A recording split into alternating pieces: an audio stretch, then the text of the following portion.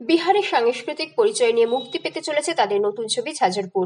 নবীনচন্দ্র গণেশ পরিচালিত ঝাঁঝরপুর চলচ্চিত্রটি বিহারকে গভীরভাবে জানার জন্য সিনেমা প্রেমী দর্শকদের আকর্ষণে পূর্ণ একটি চলচ্চিত্র, যা তার সমৃদ্ধি এবং সাংস্কৃতিক ঐতিহ্যের পাশাপাশি বিভিন্ন শিল্পকলার জন্যও বিখ্যাত। খুব শীঘ্রই এই ছবিটি ওটিটিতে দেখা যাবে। বিহারের লাউন্ডা নাচ তার আশ্চর্যজনক শিল্পের জন্য সারা বিশ্বে পরিচিত, যা এই ছবির একটি গুরুত্বপূর্ণ অংশ। চলচ্চিত্র পরিচালক নবীন চন্দ্র গণেশ পাটনার বাসিন্দা, সেই জন্য তিনি বিহারের সংস্কৃতিকে খুব কাছ থেকে পর্যবেক্ষণ এবং পরীক্ষা করেছেন। ছবিটি প্রযোজনা করেছেন সাভ ফিল্ম, যার নেতৃত্বে রয়েছেন শশাঙ্ক সুধাকর রাও সাভ।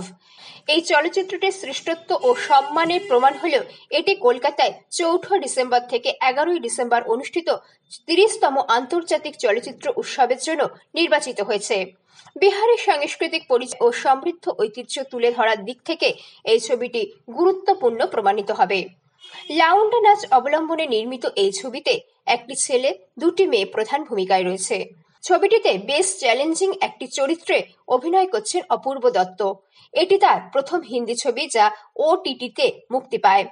দত্তের পরবর্তী ছবি বিখ্যাত অভিনেতা শ্রেয়াস তালপাড়েখ নিয়ে, যেটি খুব শীঘ্রই সমস্ত প্রেক্ষাগৃহে মুক্তি পাবে। দত্তের 2টি ছবি নিয়ে চলচ্চিত্র নির্মাতাদের পাশাপাশি দর্শকদের মধ্যেও ব্যাপক উৎসাহ উদ্দীপনা রয়েছে। দত্ত এর আগে টেলিভিশনে অনেক সিরিয়ালে তার বলিষ্ঠ অভিনয় দক্ষতা দেখিয়েছেন।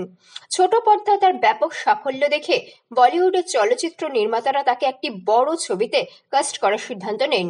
দত্ত মূলত বাংলার, যেখানে অনেক চলচ্চিত্র অভিনেত্রী বলিউডের ছবিতে একটি বড় ছাপ ফেলেছেন।